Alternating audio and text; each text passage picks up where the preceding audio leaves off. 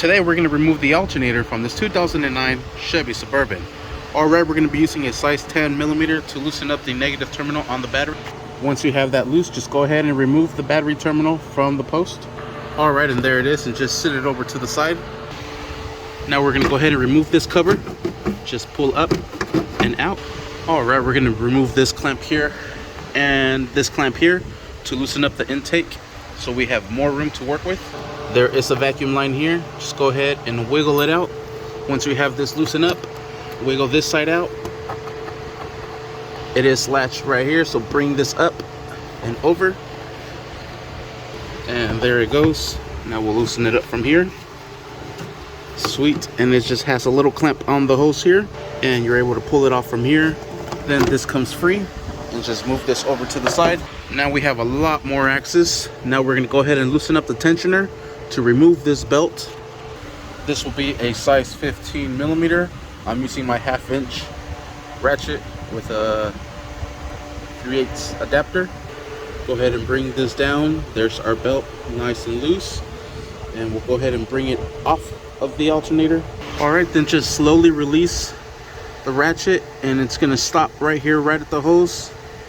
And has enough good pressure there, nothing to damage the hose. But what I did was just lay down the belt. That way when I do replace the alternator, all I have to simply do is just bring it back up and loop it. So now let's go ahead and remove this pigtail from here.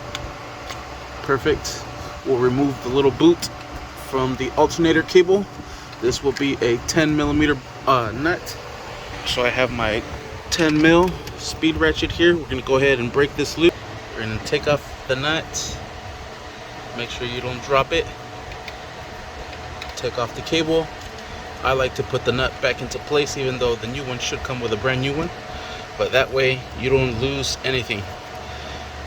Alright, now we have these 2 bolts we got to remove. Alright, I had to reposition because this is the only 15 I have. We're going to be using the same one.